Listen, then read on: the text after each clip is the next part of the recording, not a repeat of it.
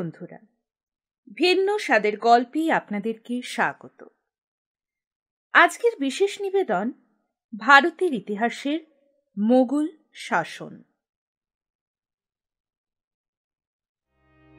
মোগল আমলের ইতিহাস রচনার জন্য প্রচুর উপাদান পাওয়া যায়। এই উপাদানগুলিকে মোটামুটি 4টি ভাগে বিভক্ত করা যায়: সাহিত্য, সরকারি নথি ও চিঠিপত্র, ইউরোপীয় ভ্রমণকারীদের বিবরণ ও বাণিজ্য কুঠির নথিপত্র এবং মুদ্রা ও শিল্প দর্শন। সাহিত্য সাহিত্য এই যুগের ইতিহাসের একটি গুরুত্বপূর্ণ উপাদান। বিভিন্ন মোগল বাদশাহ ও রাজপরিবারের ব্যক্তিদের রচিত স্মৃতিকথা ও আত্মজীবনী থেকে ইতিহাসের অনেক তথ্যাদি জানা যায়। মোগল সম্রাট বাবর ও জাহাঙ্গীরের আত্মজীবনী তুজুকি বাবরি ও তুজুকি জাহাঙ্গীর এবং বাবর কন্যা গুলবদন বেগমের স্মৃতিকথা হুমায়ুননামা মোগল ইতিহাসের গুরুত্বপূর্ণ উপাদান। হুমায়ুনের ঘনিষ্ঠ সহচর জওহর রচিত তাজকিয়াত উল ওয়াকিয়াত নামক গ্রন্থ থেকে হুমায়ুনের জীবন সংগ্রাম ও তাঁর জীবনের নানা খুঁটিনাটি বিবরণ পাওয়া যায়। আবুল ফজল রচিত আইনি আকবরী ও আকবরনামা এবং বদাউনি রচিত মুনতাখাব উল তারিখ ও খোজা নিজামুদ্দিন আহমেদ রচিত তাবাকাত ই আকবরী ও ফৈজির আকবরনামা আকবরের রাজত্বকাল সম্পর্কে নানা গুরুত্বপূর্ণ তথ্য সরবরাহ করে। আব্দুল হামিদ লাহোরী রচিত পাদশাহনামা ও মির্জা মোহাম্মদ কাজিম রচিত আলমগীরনামা গ্রন্থে সম্রাট শাহজাহান ও ঔরঙ্গজেবের শাসনকালের প্রথম দিকের বিবরণ পাওয়া যায়। কাফি খাঁ রচিত মুনতাখাব উল লুবাব গ্রন্থ থেকে ঔরঙ্গজেবের রাজত্বকালের তথ্যাদি জানা যায়। গুজরাট, রাজস্থান, পাঞ্জাব, বাংলা ও অন্যান্য অঞ্চলের প্রাদেশিক গ্রন্থগুলিও এই যুগের ইতিহাসের গুরুত্বপূর্ণ উপাদান হিসেবে স্বীকৃত। মোগল যুগে মারাঠাদের ইতিহাস রচনার অনেক মূল্যবান উপাদান আছে। এর মধ্যে শিবাজীর সমসাময়িক জনৈক ব্যক্তির রচিত সভাসদ বখর অতি মূল্যবান।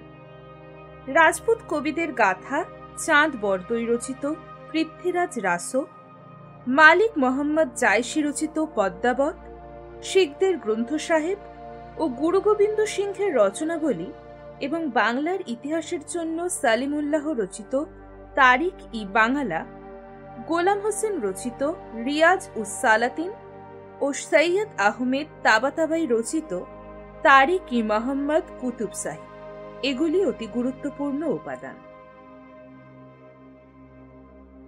সরকারি নথি ও চিঠিপত্র দিল্লি ও বিভিন্ন প্রদেশের রাজধানীতে রক্ষিত সরকারি ফরমান, নথি ও চিঠিপত্রের অধিকাংশই বিলুপ্ত হলেও যেটুকু আজও টিকে আছে তা থেকে মোগল আমল, বিশেষ করে জাহাঙ্গীর, শাহজাহান ও ঔরঙ্গজেবের রাজত্বকালের অনেক তথ্যাদি জানা যায়।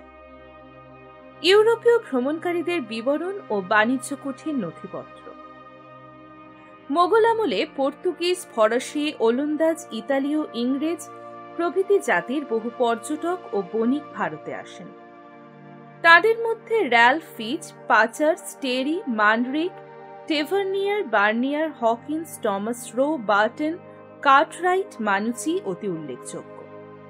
তাদের রচনা থেকে সমকালীন জনজীবন, রাজ্যের শাসন ব্যবস্থা প্রভৃতি সম্পর্কে বিবিধ তথ্যাদি পাওয়া যায়। এ প্রসঙ্গে বিভিন্ন বিদেশি বণিকদের বাণিজ্য কুঠির নথিপত্র গুরুত্বপূর্ণ। মুদ্রা ও শিল্প নিদর্শন মোগল আমলে প্রচলিত ধাতব মুদ্রা থেকে দেশের অর্থনৈতিক অবস্থার কথা জানা যায়। এই যুগে শিল্পকীর্তি মানুষের সুকুমার বৃত্তি, কলা নৈপুণ্য ও অর্থনৈতিক অবস্থার উপর আলোক সম্পাত করে। মোগল সাম্রাজ্যের প্রতিষ্ঠা ভারতবর্ষে জাহিরুদ্দিন মোহাম্মদ বাবর কর্তৃক প্রতিষ্ঠিত রাজবংশ মোগল বা মুঘল নামে পরিচিত। মঙ্গল কথাটি থেকে মোগল নামের উৎপত্তি হয়েছে। একাধিক উপজাতিতে বিভক্ত মঙ্গলদের আদি বাসস্থান ছিল মধ্য এশিয়ার মঙ্গোলিয়া। বিখ্যাত মঙ্গল বীর তেমুচিন প্রবল প্রতিদ্বন্দ্বী তাদের জাতিকে পরাজিত করে এবং বিভিন্ন মঙ্গল উপজাতিকে ঐক্যবদ্ধ করে এক শক্তিশালী সাম্রাজ্যের প্রতিষ্ঠা করেন। তার অসাধারণ বীরত্ব ও অপূর্ব সংগঠনী শক্তির জন্য তিনি চেঙ্গিস খাঁ নামে পরিচিত হন। চেঙ্গিস কথার অর্থ হল অসীম শক্তিধর। চেঙ্গিস খাঁর মৃত্যুর পর তার সাম্রাজ্য কয়েকটি অংশে বিভক্ত হয়ে পড়ে এবং তার দ্বিতীয় পুত্র চাগতাইয়ের ভাগে পড়ে মধ্য এশিয়া। এই রাজ্যটির নাম হয় চাগতাই রাজ্য এবং এই রাজ্যের তুর্কি অধিবাসীরা চাগতাই তুর্কি নামে পরিচিত লাভ করে। রাজ্যের পশ্চিম অঞ্চলে তাতার জাতির লোকেদের সংখ্যাধিক্য ছিল। কালক্রমে মঙ্গল ও তাতারদের মধ্যে বিবাহ সম্পর্ক স্থাপিত হয় এবং একে অন্যের দ্বারা প্রভাবিত হয়। চতুর্দশ শতকের মধ্যভাগে এই অঞ্চলে মঙ্গল তাতার বংশীয় এক শক্তিশালী নেতা তৈমুর লংয়ের আবির্ভাব হয়। বাবর পিতার দিক থেকে তৈমুর লং এবং মাতার দিক থেকে চেঙ্গিস খাঁর বংশধর। তৈমুর লং প্রকৃতপক্ষে মঙ্গল তাতার বা তুর্কি বংশোদ্ভূত ছিলেন। স্ট্যানলি লেনপুল বলেন যে এশিয়ার দুই অভিশাপ চেঙ্গিস ও তৈমুরের রক্ত বাবরের ধমনীতে মিশ্রিত হয়েছিল। বাবর মঙ্গলদের জীবনযাত্রা ঘৃণার চোখে দেখতেন এবং তুর্কিদের থেকে মঙ্গলদের পৃথক করে রাখতে সচেষ্ট ছিলেন। এ সত্ত্বেও বাবর ও তার উত্তরপুরুষরা ভারত ইতিহাসে মোগল বা মুঘল নামে পরিচিত হয়ে আছেন। বাবর 1526 থেকে 1530 খ্রিস্টাব্দ। তুর্কি ভাষায় বাবর কথার অর্থ হল সিংহ। ভারতে মোগল সাম্রাজ্যের প্রতিষ্ঠাতা জাহিরুদ্দিন মোহাম্মদ বাবর প্রকৃতই পুরুষ সিংহ ছিলেন। 1483 খ্রিস্টাব্দে তিনি জন্মগ্রহণ করেন। মধ্য এশিয়ার দুই দুর্ধর্ষ বীরের রক্ত তাঁর ধমনীতে প্রবাহিত ছিল। পিতৃকুলের দিক থেকে বিখ্যাত তুর্কি বীর তৈমুর লং এবং মাতৃকুলের দিক থেকে মঙ্গল বীর চেঙ্গিস খাঁ তার পূর্বপুরুষ ছিলেন। পিতা ওমর শেখ মির্জার মৃত্যুর পর মাত্র 12 বছর বয়সে তিনি মধ্য এশিয়ার অন্তর্গত ক্ষুদ্র ফারঘানা রাজ্যের সিংহাসনে বসেন। পূর্বপুরুষ তৈমুরের রাজধানী সামারখান দখল করে তিনি এক বিশাল সাম্রাজ্য স্থাপনের স্বপ্ন দেখতেন। সামারখানদের অভ্যন্তরীণ দুর্বলতার সুযোগে মাত্র 14 বছর বয়সে তিনি সামারখান দখল করেন।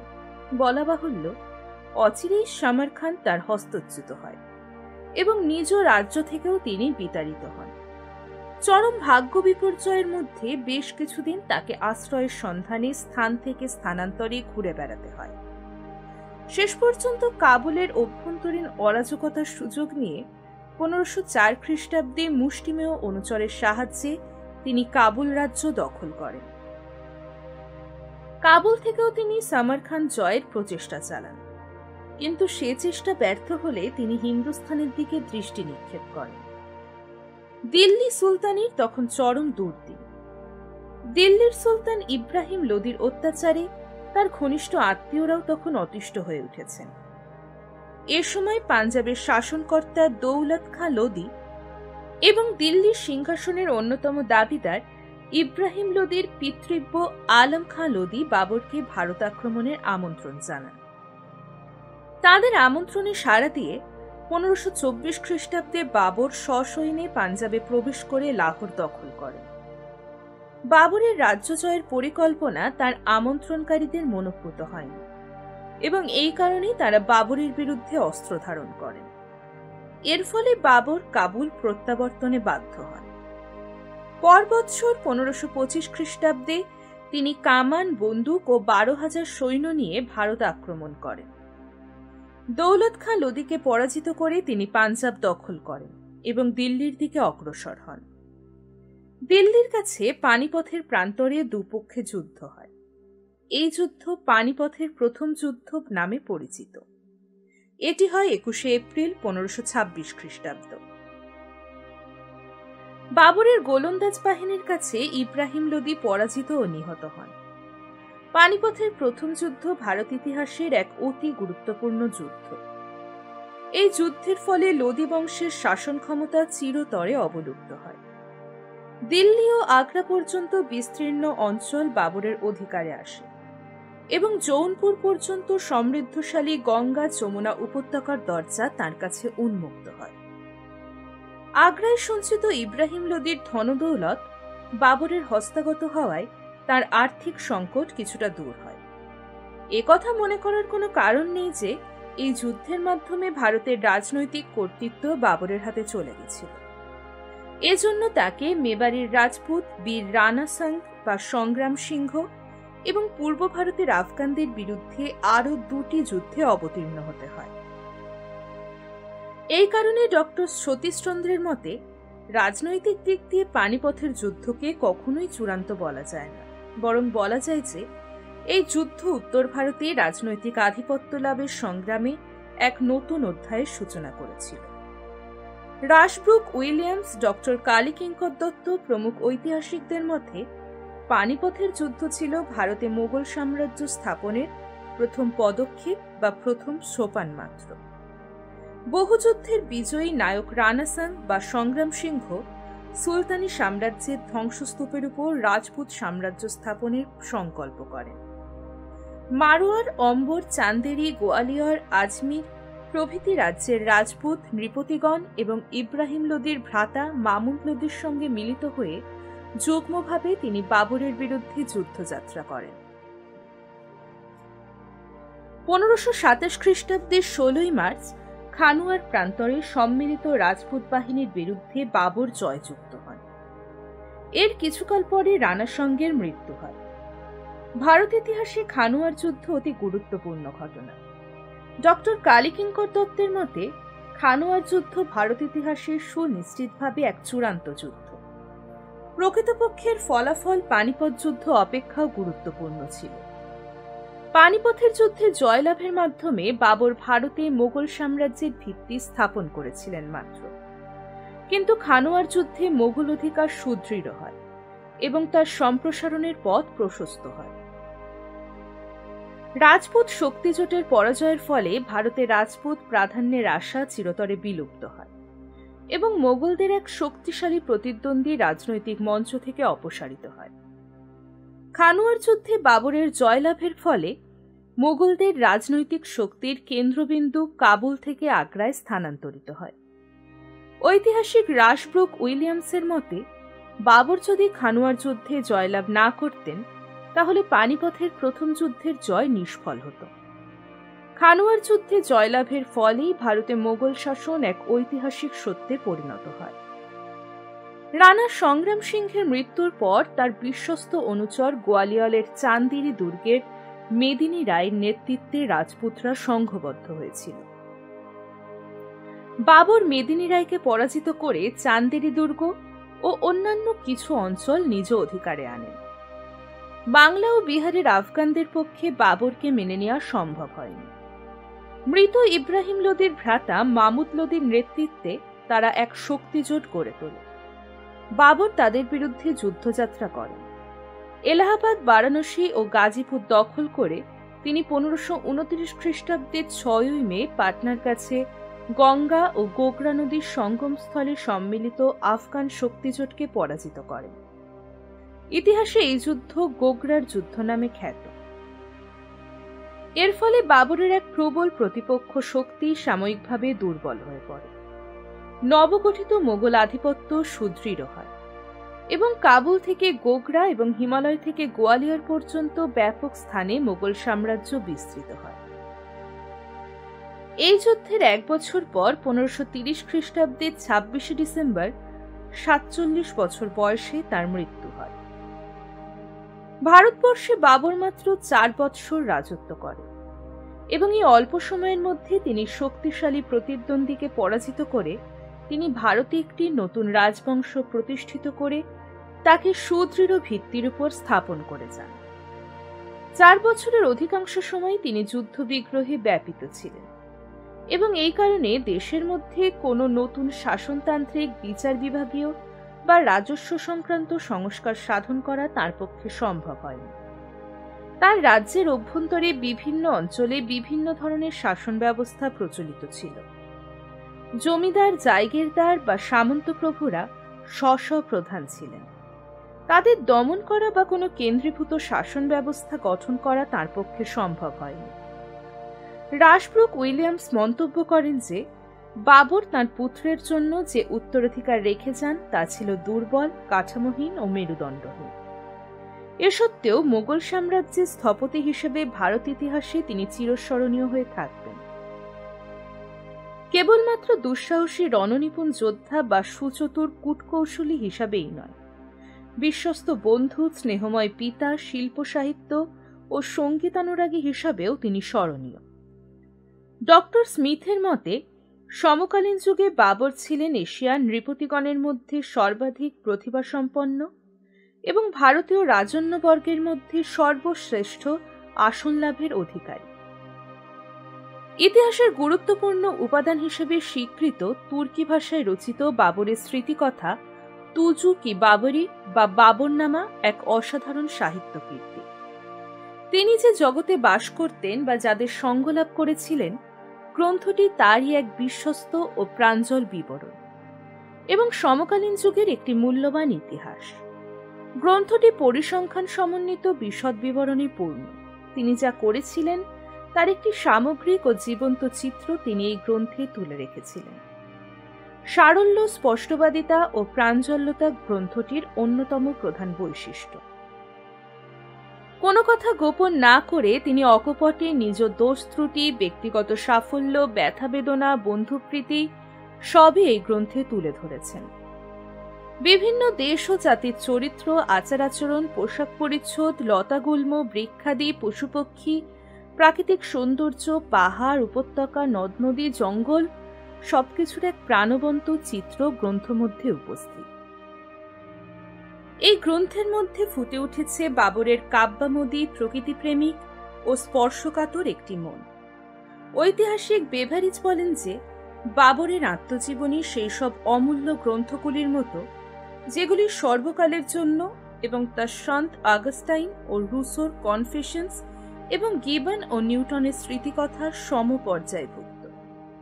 ঐতিহাসিক লেনপুলের মতে বাবরের প্রতিষ্ঠিত রাজবংশ ও তার গৌরব বিলুপ্ত হয়েছে, কিন্তু তার স্বরচিত জীবন স্মৃতি আজও অমর ও অক্ষয়। এ প্রসঙ্গে স্মরণীয় যে কেবলমাত্র বাবরনামাই নয়, তিনি তুর্কি ও ফার্সি ভাষায় কবিতা রচনা করতেন এবং খাতি বাবরি নামে এক নতুন তুর্কি হরফ প্রচলন করেন। মোগল আফগান যুদ্ধ। হুমায়ুন 1530 থেকে 1539 খ্রিস্টাব্দ। বাবরের মৃত্যুর পর তাঁর জ্যেষ্ঠ পুত্র হুমায়ুন দিল্লির সিংহাসনে বসেন। হুমায়ুন কথার অর্থ হল ভাগ্যবান, কিন্তু মানব ইতিহাসে এমন দুর্ভাগ্যপীড়িত নরপতি বিশেষ দেখা যায় না। বাবর মোগল সাম্রাজ্য প্রতিষ্ঠা করেছিলেন মাত্র, কিন্তু তাকে দৃঢ় ভিত্তির উপর প্রতিষ্ঠিত করার দায়িত্ব ছিল হুমায়ুনেরও। সিংহাসনে বসে হুমায়ুনকে নানা জটিল সমস্যার সম্মুখীন হতে হয়। এ সময় মোগলদের মধ্যে উত্তরাধিকার সংক্রান্ত কোনো সুনির্দিষ্ট আইন না থাকায় হুমায়ুনের 3 ভ্রাতা কামরান, হিলদার ও আসকারি দিল্লির সিংহাসন দখলে তৎপর হন। শেষ পর্যন্ত তিনি সাম্রাজ্যের 3 অংশের শাসনকর্তা নিযুক্ত করেন। কার্যত তারা স্বাধীনভাবে রাজত্ব করতেন এবং হুমায়ুনের জীবন অতিষ্ঠ করে তুলেছিলেন। এ সময় ভারতের নবপ্রতিষ্ঠিত মোগল শক্তির প্রবলতম প্রতিদ্বন্দ্বী ছিল ইব্রাহিম লোদির ভ্রাতা মামুন লোদির নেতৃত্বাধীন আফগানরা। বাংলার আফগান নবাব গিয়াসউদ্দিন মাহমুদ শাহ ও বিহারে উদীয়মান আফগান বীর শের খাঁর কার্যকলাপ তাঁর শিরোপীড়ার কারণ হয়। এছাড়া গুজরাটের প্রবল পরাক্রান্ত সুলতান বাহাদুর শাহের শক্তি বৃদ্ধি তাকে যথেষ্ট বিচলিত করে তোলে। তিনি মালব জয় করেন এবং খানদেশ, বেরার ও আহমদনগরের সুলতানরা তার কাছে পরাজিত হন। হুমায়ুনের শত্রু বেশ কিছু বিদ্রোহী আফগানকেও তিনি গুজরাটে আশ্রয় দিয়েছিলেন। সিংহাসনের আরোহণের 6 মাস পরে তিনি বুন্দেলখণ্ডের কালিঞ্জত দুর্গর হিন্দু অধিপতি প্রতাপরুদ্রের বিরুদ্ধে অভিযানে অগ্রসর হন। প্রতাপরুদ্রের বিরুদ্ধে অভিযোগ ছিল যে তিনি বিদ্রোহী আফগানদের সঙ্গে ঘনিষ্ঠভাবে যুক্ত।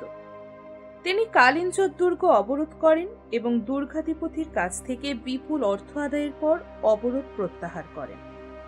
এরপর তিনি দৌড়ুয়া বা দাদরার যুদ্ধে মামুদ লোদি ও তার অনুগামী আফগানদের পরাজিত করেন। এরপর তিনি শের খাঁ নামক জনৈক উদীয়মান আফগান বীরের অধীনস্থ সুদৃঢ় চুনার দুর্গের দিকে অগ্রসর হন। দুর্গটি 4 মাস অবরোধের পর শের খাঁ মৌখিক আনুগত্য স্বীকার করলে হুমায়ুন গুজরাটের সুলতান বাহাদুর শাহের বিরুদ্ধে যুদ্ধযাত্রা করেন। গুজরাটে বাহাদুর শাহের সঙ্গে হুমায়ুনের যুদ্ধের সুযোগে উদীয়মান আফগান নায়ক শের খাঁ পূর্ব ভারতে নিজ শক্তি বৃদ্ধিতে সচেষ্ট হন এবং বিহারের সিংহাসন দখল করেন। অতঃপর তিনি বাংলার বেশ কিছু অংশ দখল করে রাজধানী গৌড় অবরোধ করেন। শের খাঁর শক্তি বৃদ্ধিতে শঙ্কিত হুমায়ুন তার বিরুদ্ধে যুদ্ধযাত্রা করেন। তার অধীনস্থ চুনার দুর্গ অবরোধ করেন। এই দুর্গটি জয় করতে হুমায়ুনের 6 মাস সময় লাগে এবং এই সুযোগে শের খাঁ গৌড় ত্যাগ করে অন্যত্র চলে যান। হুমায়ুন বিনা বাধায় গৌড়ে প্রবেশ করে আমোদ প্রমোদে মত্ত হন এবং 9 মাস বাংলায় অতিবাহিত করেন। সেই সুযোগে শের খাঁ চুনার দুর্গ পুনরুদ্ধার করেন এবং বারাণসী, জৌনপুর প্রভৃতি স্থান দখল করে কনৌজ পর্যন্ত অগ্রসর হন। এই সংবাদে হুমায়ুন আতঙ্কিত হয়ে ওঠেন, কারণ শের খাঁর এই বিজয় তার দিল্লি প্রত্যাবর্তনের পথে বাধা সৃষ্টি হয়। তিনি কাল বিলম্ব না করে আগ্রার দিকে অগ্রসর হন এবং বক্সারের কাছে চৌসা নামক স্থানে দুপক্ষের তুমুল দ্বন্দ্ব হয়। এই যুদ্ধ চৌসার যুদ্ধ নামে পরিচিত। এই যুদ্ধে সমগ্র মোগল বাহিনী বিধ্বস্ত হয় এবং হুমায়ুন কোনো ক্রমে প্রাণ বাঁচিয়ে আগ্রায় ফিরে আসেন। এই যুদ্ধে জয়লাভের ফলে সমগ্র বাংলা, বিহার, জৌনপুর ও কনৌজে শের খাঁর আধিপত্য প্রতিষ্ঠিত হয়। তিনি শেরশার উপাধি ধারণ করে রাজকীয় মহিমায় নিজেকে ভূষিত করেন, নিজ নামে মুদ্রা প্রচলন করেন এবং খুতবা পাঠের নির্দেশ দেন। হুমায়ুন উপলব্ধি করেন যে শের শাহকে দমন করতে না পারলে অচিরেই তাকে দিল্লির সিংহাসন হারাতে হবে। পর বৎসর মানে 1540 খ্রিস্টাব্দে সম্পূর্ণ প্রস্তুত হয়ে তিনি শের শাহের বিরুদ্ধে যুদ্ধযাত্রা করেন। তিনি বিলগ্রাম বা কনৌজের যুদ্ধে পরাজিত হয়ে কোনো ক্রমে প্রাণ নিয়ে পলায়ন করেন। আশ্রয়ের সন্ধানে ভারতের নানা স্থানে ঘুরে নিরাশ হয়ে শেষ পর্যন্ত তিনি পারস্যে আশ্রয় গ্রহণ করেন। শের শাহ দিল্লির সিংহাসনে বসেন। এইভাবে বাবর প্রতিষ্ঠিত মোগল সাম্রাজ্য ধ্বংস হয় এবং ভারতে পুনরায় আফগান প্রভুত্ব মানে দ্বিতীয় আফগান সাম্রাজ্য স্থাপিত হয়। শের শাহ 1540 থেকে 1545 খ্রিস্টাব্দ। সামান্য এক জায়গিরদারের পুত্র হয়েও কেবলমাত্র নিজ প্রতিভা, রাজনৈতিক বিচক্ষণতা ও বাহুবলের মাধ্যমে নানা ভাগ্য বিপর্যয়ের মধ্যে দিয়ে শের শাহ দিল্লির সিংহাসন দখল করেছিলেন। শের শাহের বাল্যকালের নাম ছিল ফরিদ খাঁ। 1472 খ্রিস্টাব্দে তিনি বিহারে জন্মগ্রহণ করেন। তিনি সুরবংশীয় আফগান ছিলেন। তার পিতা হাসান খাঁ বিহারের অন্তর্গত সাসারামের জায়গিরদার ছিলেন। বিমাতার চক্রান্তে তিনি গৃহত্যাগে বাধ্য হন এবং বিহারের সুলতান বহর খাঁ লোহানির অধীনে চাকরি গ্রহণ করেন। এ সময় একাকী একটি ব্যাঘ্র হত্যা করে তিনি শের খাঁ উপাধি লাভ করেন। বহর খাঁ লোহানির মৃত্যুর পর তিনি তার নাবালক পুত্র জালাল খাঁর অভিভাবক নিযুক্ত হন এবং ধীরে ধীরে বিহারের সর্বময় কর্তা হয়ে ওঠেন।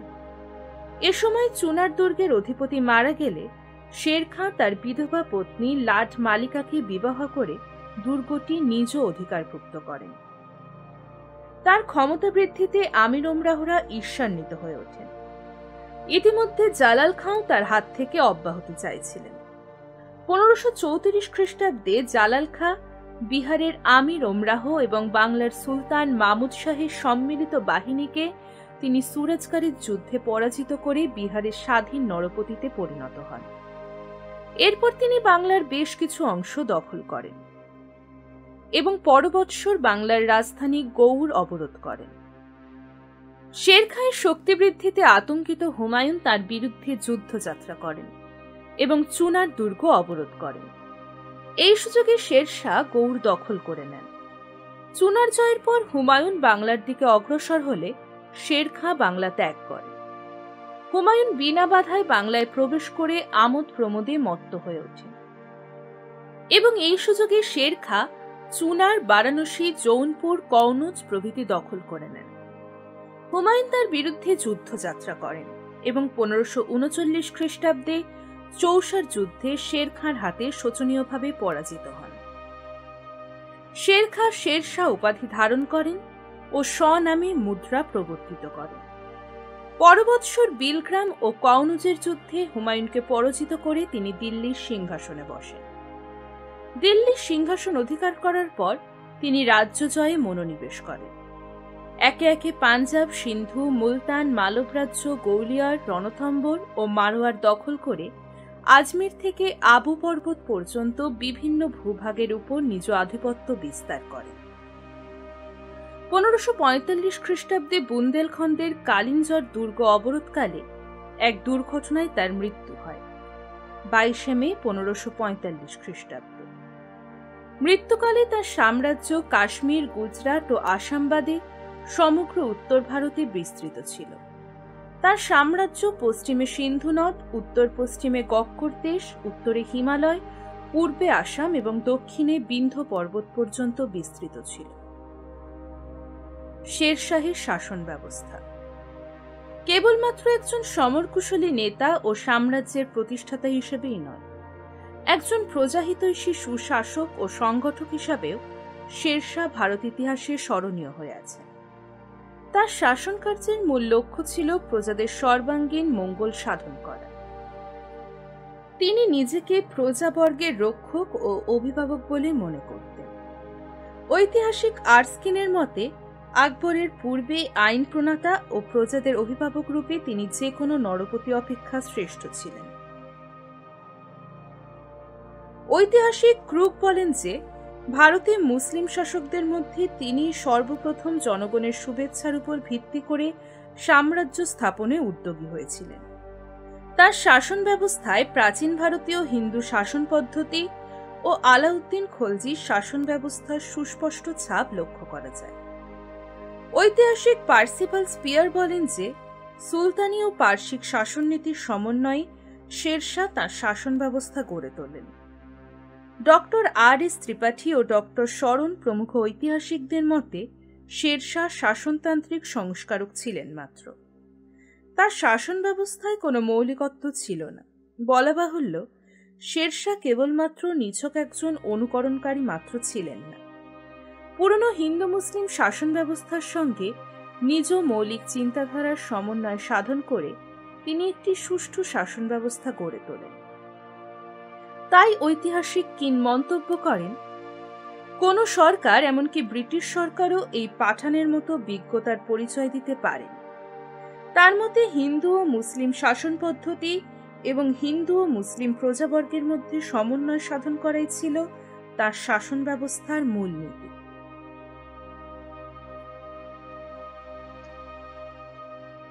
কেন্দ্রীয় শাসন ব্যবস্থার শীর্ষে ছিলেন স্বয়ং সম্রাট। তিনি ছিলেন সকল ক্ষমতা ও শক্তির উৎস। শাসন কার্যে তাকে সাহায্য করার জন্য 4 জন মন্ত্রী ছিলেন: দেওয়ানি উজিরাত, দেওয়ানি আর্জ, দেওয়ানি রিসালাত ও দেওয়ানি ইনশা।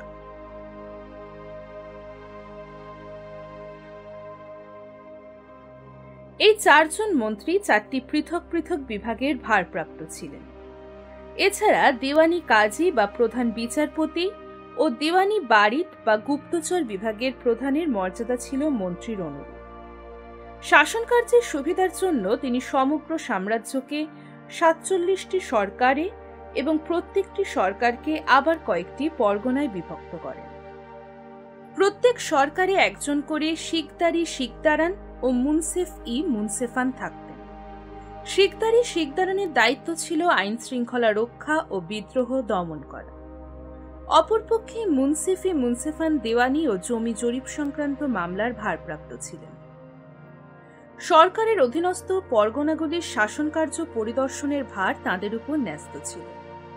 প্রত্যেক পরগনায় একজন করে শিকদার, মুনসেফ, আমিন, কানুনগো, কারকুন প্রভৃতি নানা পর্যায়ের কর্মচারী ছিলেন।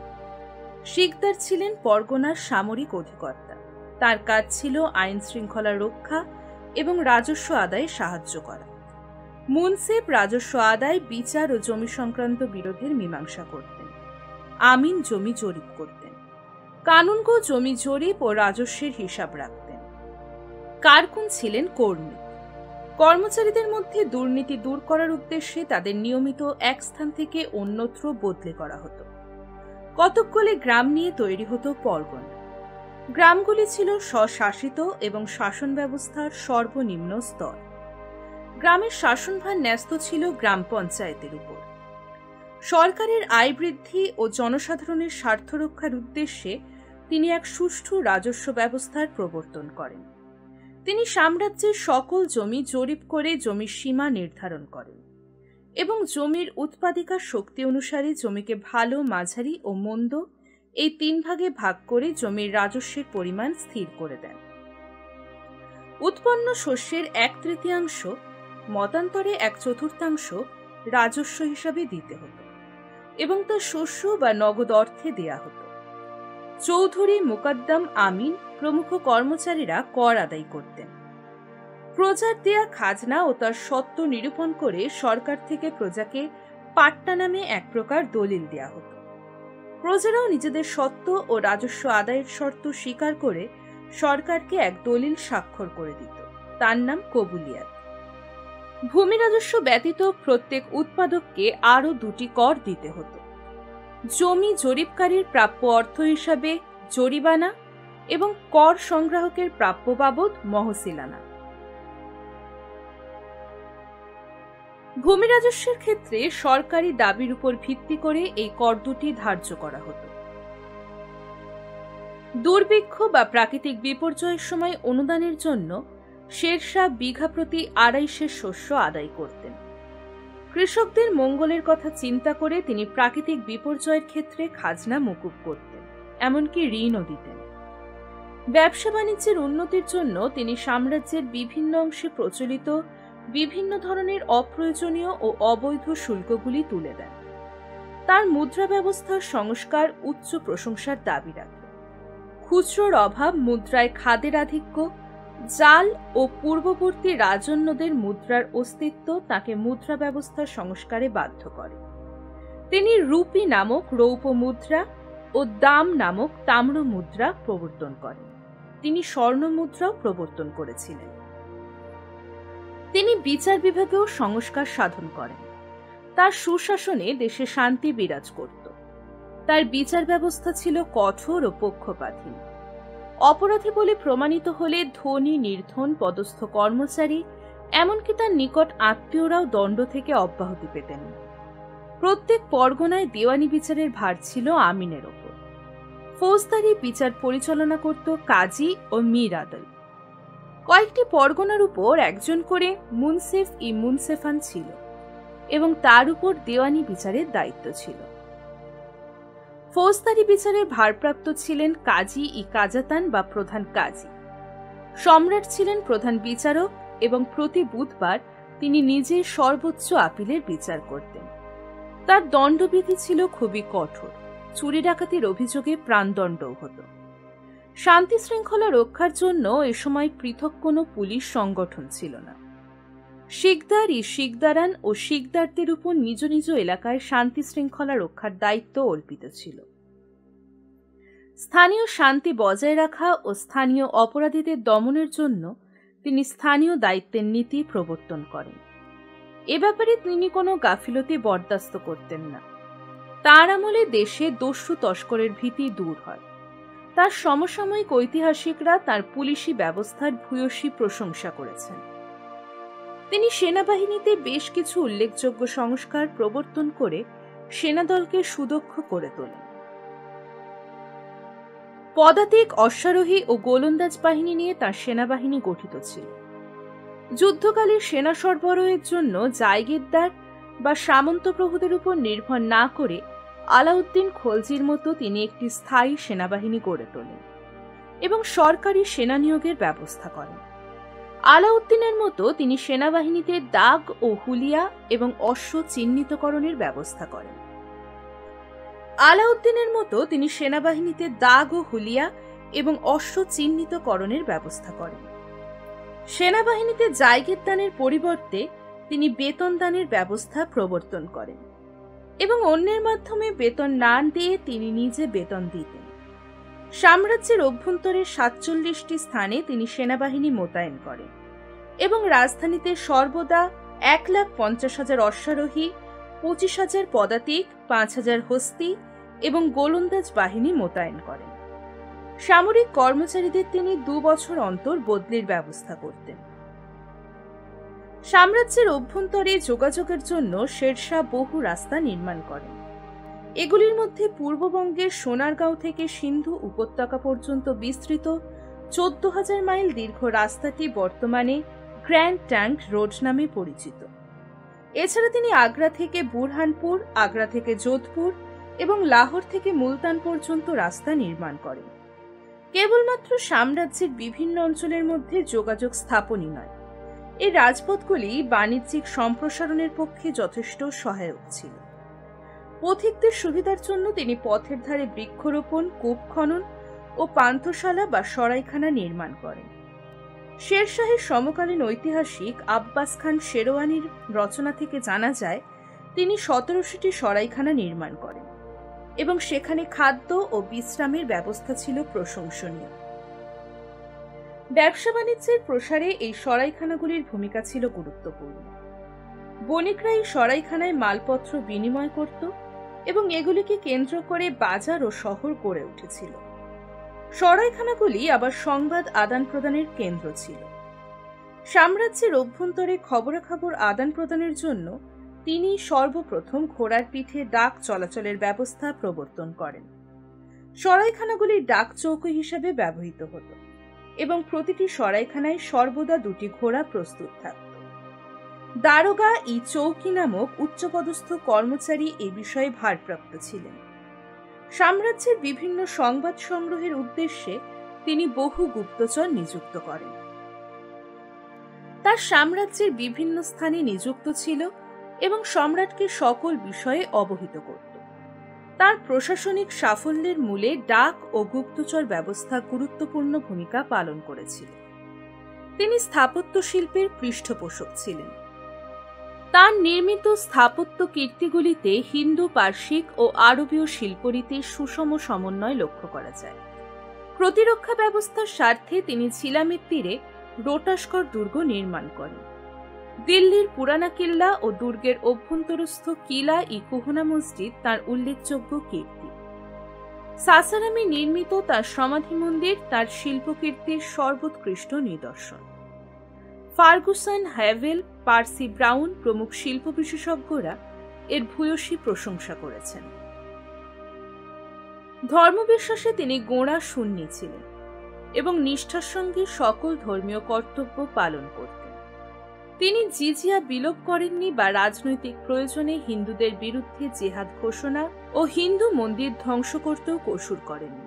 তবে একথা ঠিকই যে তিনি উলেমাদের প্রভাব থেকে মুক্ত ছিলেন এবং ধর্মনিরপেক্ষ নীতি গ্রহণ করে হিন্দু মুসলিম সৌহার্দ্য ও সম্প্রীতির উপর ভিত্তি করে শাসন ব্যবস্থা গড়ে তুলতে সচেষ্ট ছিলেন। তিনি হিন্দু বিদ্বেষী ছিলেন এমন কোনো প্রমাণ নেই। তার আমলে বহু হিন্দু গুরুত্বপূর্ণ উচ্চ রাজপদে নিযুক্ত হন। ব্রহ্মজিৎ গৌড় তাঁর প্রধান সেনাপতি ছিলেন। তিনি প্রজায় প্রজায় কোনো বিভেদ করতেন না। জাতি ধর্ম নির্বিশেষে সকলকে তিনি সমান চোখে দেখতেন। তার উদার দৃষ্টিভঙ্গির জন্য তিনি ভারতীয়দের কাছে জাতীয় সম্রাটের মর্যাদা লাভ করেছেন। পরবর্তীকালে মোগল সম্রাট আকবর শাসন পরিচালনার ক্ষেত্রে বহুলাংশে শেরশাহের নীতি অনুসরণ করেন।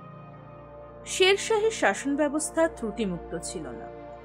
সকল প্রশাসনিক ক্ষমতা সম্রাটের হাতেই কেন্দ্রীভূত ছিল। সকল ব্যাপারে চূড়ান্ত সিদ্ধান্ত তিনিই নিতেন। মন্ত্রীরা ছিলেন আজ্ঞাবাহী কর্মী মাত্র। এই ধরনের ব্যক্তিনির্ভর শাসন ব্যবস্থা দুর্বল হতে বাধ্য ছিল। প্রশাসনে আফগানরাই ছিল সর্বেসর্বা। সেখানে ভারতীয় বা অন্যান্য জাতিগোষ্ঠীর বিশেষ কোনো স্থান ছিল না। পরধর্ম সহিষ্ণু হওয়া সত্ত্বেও তিনি অমুসলমানদের উপর থেকে জিজিয়া কর প্রত্যাহার করেননি। তিনি রাজস্ব বিভাগের কর্মীদের দুর্নীতি সম্পূর্ণ দূর করতে পারেননি।